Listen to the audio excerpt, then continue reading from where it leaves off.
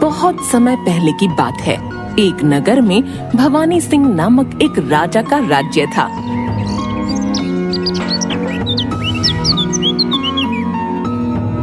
उसकी एक बहुत सुंदर कन्या थी जिसका नाम रूपा था।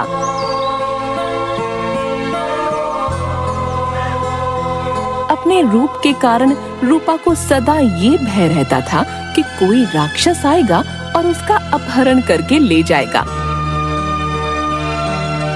वह दिन रात इसी डर में जीती थी। हे भगवान, पता नहीं ये कैसा डर है जो मेरे भीतर से जाता ही नहीं है। तुम सारी दासियां मेरे आसपास रहना, मुझे बहुत डर लग रहा है। राजा ने उसका डर दूर करने के लिए महल के चारों ओर पहरा लगाया हुआ था।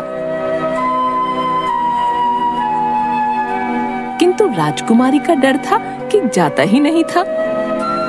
बेटी, तुम ठीक हो? आराम से सो जाओ। मैंने महल के चारों ओर सख्त पहरा लगा रखा है, कोई महल के अंदर नहीं आ सकता। ये कहकर राजा वहां से निकल जाता है, लेकिन रूपा बेचैन ही रहती है।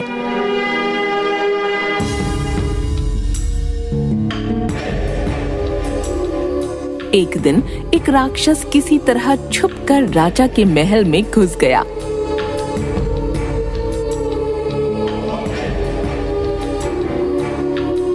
और सबकी दृष्टि से बचते हुए राजकुमारी रूपा के कक्ष के बाहर पहुंच गया। रात्रि का पहर था। इस पहर राजकुमारी रूपा का भय सर्वाधिक होता था। वह डर से थर-थर कांपा करती थी। उस रात भी वह सो नहीं पा रही थी। उसकी दासियां आपस में राज्य के एक सिपाही मृदुंग के बारे में बातें कर रही थीं, जो राजकुमारी को तंग करता था। दुष्ट मृदुंग का कुछ करना होगा, वो सदा राजकुमारी रूपा को परेशान करता रहता है। कल तो उसने हद ही कर दी, राजकुमारी को उठा ले जाने की बात कर रहा था। राक्षस ने ये बात सुन ली। उसे लगा कि अवश्य ही मृदुंग नामक कोई दूसरा राक्षस होगा जिससे राजकुमारी को भय है। मुझे पता लगाना ही होगा ये दूसरा राक्षस कौन है और कितना बलशाली है, लेकिन कैसे? ये पता लगाने के लिए उसने घोड़े का रूप धारण किया और महल के अस्तबल में जाकर छुप गया।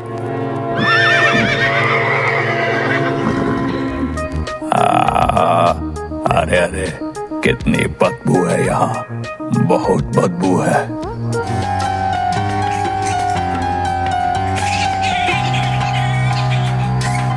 उस रात घोड़ों का चोर महल में घुस आया था।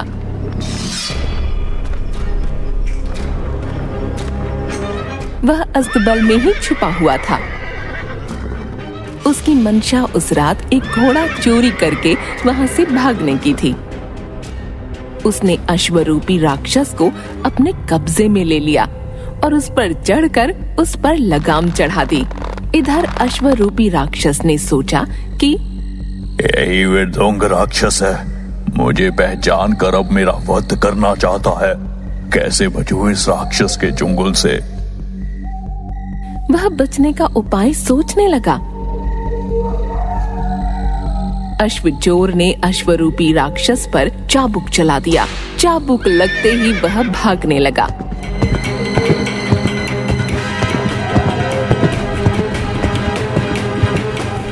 वह सरपट भागा जा रहा था।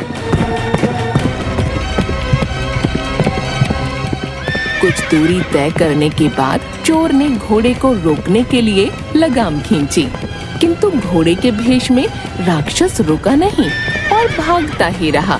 चोर को आशंका हुई कि अवश्य ये कोई राक्षस है जिसने घोड़े का भेष धरा हुआ है। ये मुझे पटक कर मारना चाहता है। क्या करूं? कैसे इस घोड़े को रोकूं? अरे कहाँ फंस गया मैं? आज तो गया काम से। अरे ये वृद्धुंग राक्षस तो मेरी पीठ पे सवार होकर चाबुक पे चाबुक चलाए जा रहा है। इससे छुटकारा कैसे पाऊं?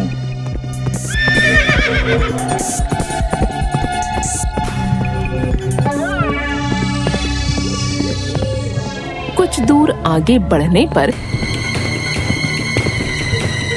चोर को एक वट वृक्ष दिखाई पड़ा। उसकी शाखा नीचे लटक रही थी। जैसे ही अश्वरूपी राक्षस वट वृक्ष के नीचे से गुजरा, अपनी प्राण बचाने के लिए चोर वह शाखा पकड़कर वृक्ष पर लटक गया। अश्वरूपी राक्षस तेज गति में वहां से आगे बढ़ गया।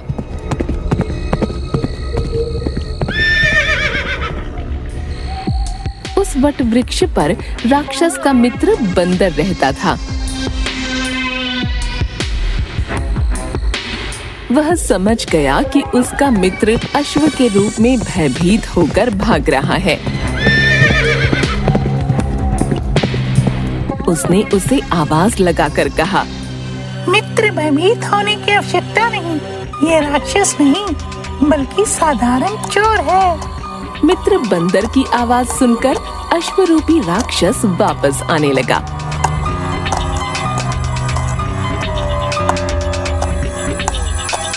लेकिन भय अब भी उसके मन में समाया हुआ था।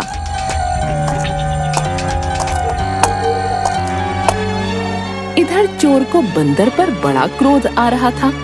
उसने देखा कि बंदर की पूंछ उसके सामने ही लटक रही है।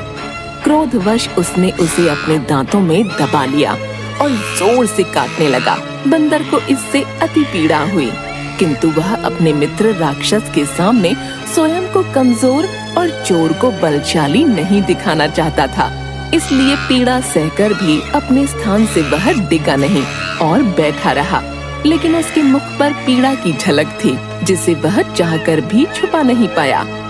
अश्वरूपी राक्षस ने जब बंदर का मुख देखा तो बोला, मित्र, चाहे कितना ही छुपाओ, तुम्हारा मुख कह रहा है कि तुम राक्षस के चंगुल में हो। मेरा भागना ही उचित है। मैं तुम लोगों की बातों में नहीं आने वाला। कहकर वह वहां से भाग खड़ा हुआ।